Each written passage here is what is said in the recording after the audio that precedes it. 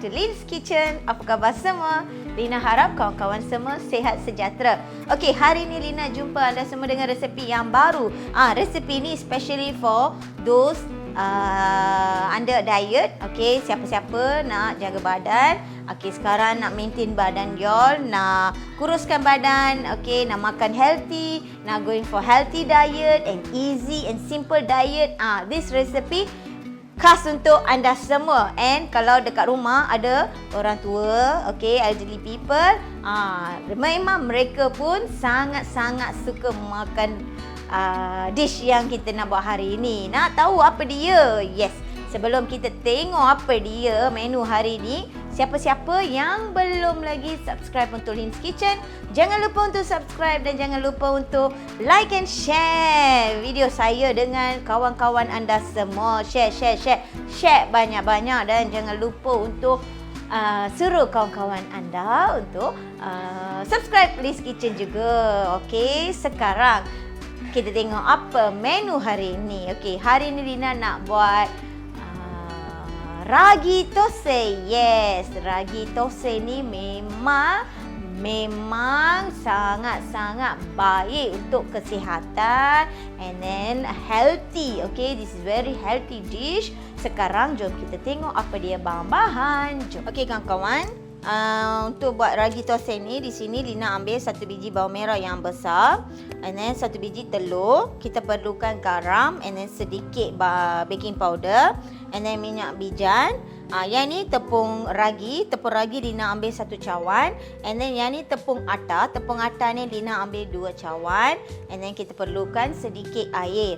Okey, semua ingredient ini kita akan masuk dalam blender dan kita akan kisarkan dulu. Okey, bila kita nak kisar tu, kita kena jaga dulu adunan tepung tu jangan terlalu cair sebab nanti kita nak buat thosai kan. So, and then kita tak mau adunan tu terlalu pekat pun. So, bila kita nak masukkan air, biar kita masukkan sikit-sikit.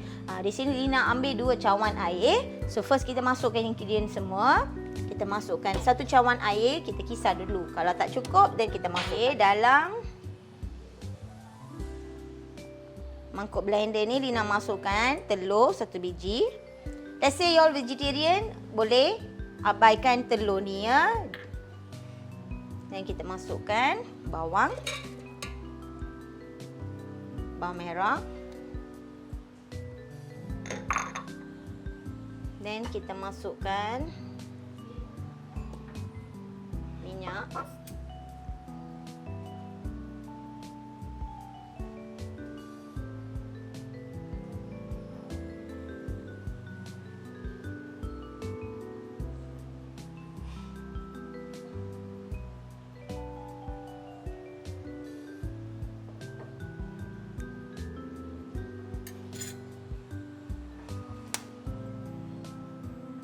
Kita masukkan air. Okay, first kita masukkan air sampai satu cawan ya. Masukkan garam. Masukkan tepung.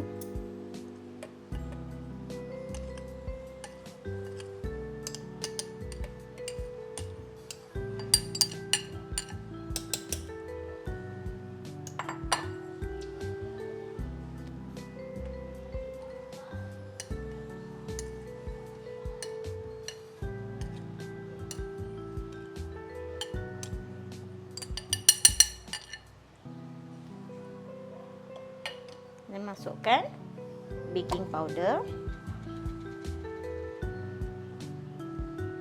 Just sedikit cukup.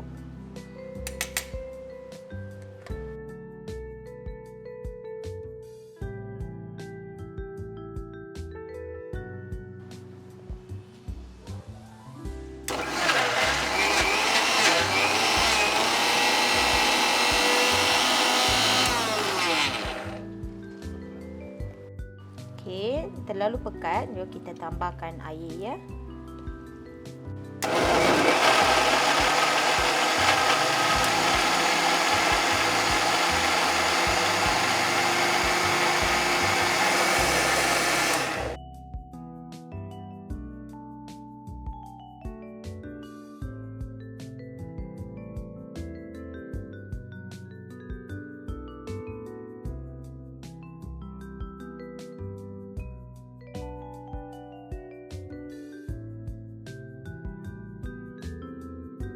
Okey kawan-kawan, di sini Lina letakkan piring lepeh.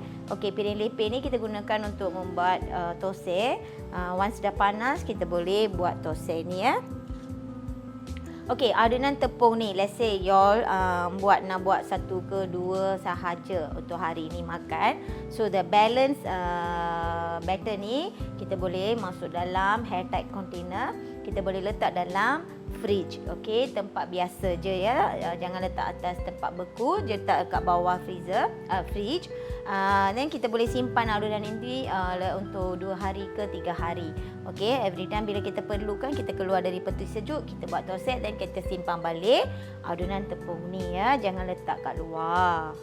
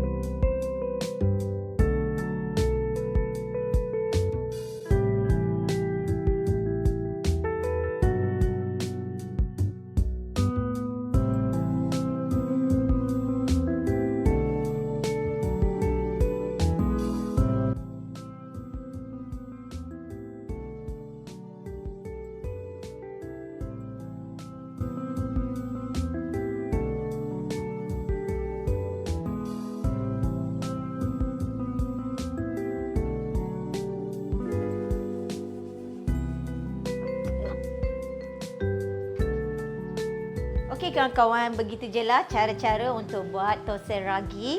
Memang senang dan memang banyak berkhasiat untuk badan kita. Okey, it's one of the healthiest dish. Okey, Lina harap kawan-kawan akan cubakan resepi ni kat rumah. Jangan tak cuba. Thosai ni kita boleh makan bersama dengan chutney ke, dengan kari ke. Okay, even you can spread any butter or whatever. Kita boleh makan. Okay, kalau y'all nak tahu resepi macam mana kita nak buat chutney, okay, jangan lupa untuk klik link di atas sini untuk dapatkan resepi chutney dari Lina's Kitchen. So, Lina jumpa anda semua dengan resepi yang baru. Selamat mencuba. Bye-bye.